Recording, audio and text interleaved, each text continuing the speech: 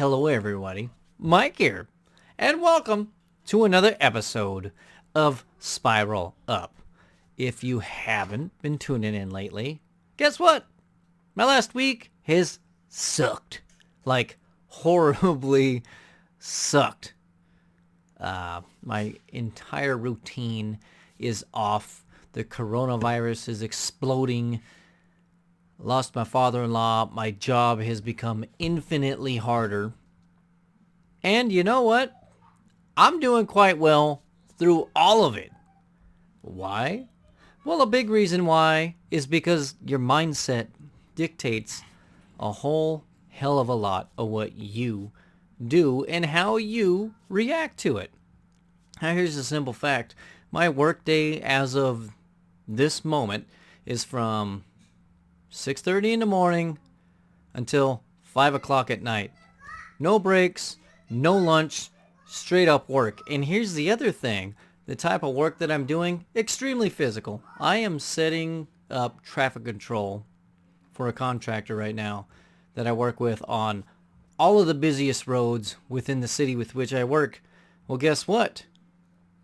That is a long day. And that is not what I typically do. I'm typically not active for 10 plus hours straight. There's no active then sedentary with me. There's just wake up active until I get home. And then I get to be more active depending on what my little ones have been up to. Now, anyways, I could get really down about the loss of my father-in-law or this newly constructed work day that I would have never really approved of. But you know what? It's not forever. It's temporary, and I can do my part to provide some help for a project with which I've been working on for years. So when I examine it, I'm actually quite okay with it because I found ways to get what I need out of it. I may be losing that dedicated chunk of time that I normally get to exercise during my lunch break, but guess what? I get 10 plus hours of not horribly difficult, but pretty decently intensified work. I'm lifting cones, I'm walking all over the place. It's 10 plus hours of constant movement, so in the grand scheme of things, it's actually really good for me. Now, one thing that I've lost is the time that I get to dedicate normally to writing these, or at least thinking about these. So I gotta throw the dice on these things because I'm tight on time these days. But you know what? That's okay. That's okay.